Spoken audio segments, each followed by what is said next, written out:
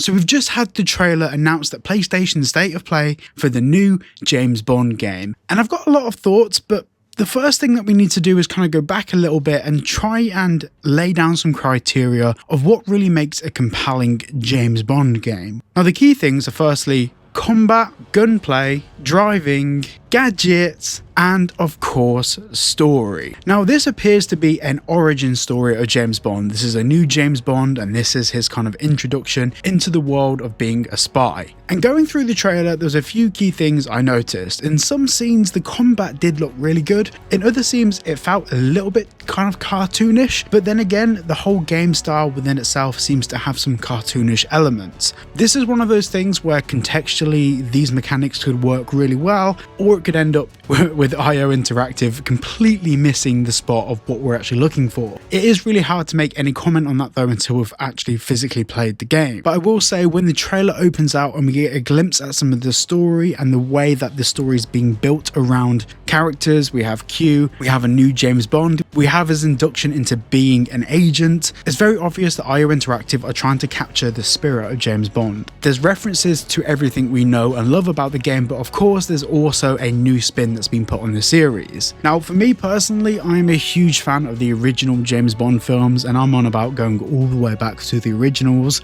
I'm a huge fan of the way James Bond comes across as a character, and I mean in the films themselves, but also in the games. James Bond has to be relatable to not just a gaming audience, but a film buff audience too. So I don't envy IO Interactive at all, because what they're having to do is cater to two different audiences that sometimes want two different things. The film audience might just want the compelling story and the gameplay doesn't play too heavily into that. There might be a gaming audience where the gameplay is everything, and then of course there's a big audience where a combination of both is very important. A big saving grace in all of this is that IO Interactive have a history with the Hitman series. They know a lot about games involving agents. So I do have some faith that they will pull this off and it will be a good game. But there are some concerns, and I don't think any of these are controversial. The driving, that doesn't look Now whether that's gameplay or a cutscene, hard to say. Cars don't move like that.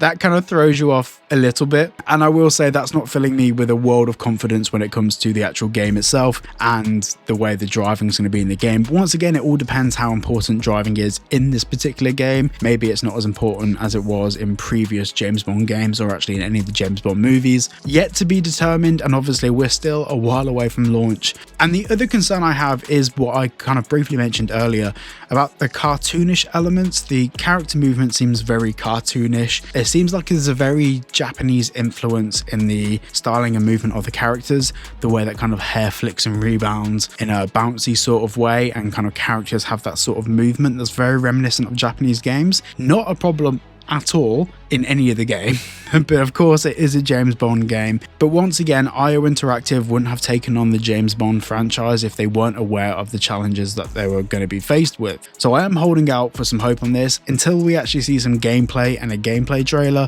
It's yet to be determined. Now this video was obviously very brief and quite short, but tomorrow's video I am going to be talking in a little bit more detail about the PlayStation State of Play event and some of the stuff that went down, and actually some of the stuff that didn't go down, but we'll save that for tomorrow's video. For now, this is kind of my first thoughts from the first trailer. If you want me to actually do kind of like a frame by frame, scene by scene analysis of the First Light trailer, please make sure to let me know down below. It's not currently in my plans, but if there's a big enough demand for it, of course I'll do it. But yeah, that's my kind of rough overview thoughts for where we stand at the moment with the trailer. I am hopeful. I mean, to me, James Bond is one of those films that everyone and their dad, you sit down and watch it. That's the film that people brings the family together for all different occasions, and the James Bond franchise has passed through generations. So if IO Interactive do cock this up, that, I mean, it's not just going to annoy gaming fans, it will annoy film fans, it will annoy fans of the series, and probably people within the industry that works on the films as well. So hopefully they pull it off. Thank you so much for watching today's video. If you did enjoy, please make sure to like and subscribe, and I'll see you all in the next one.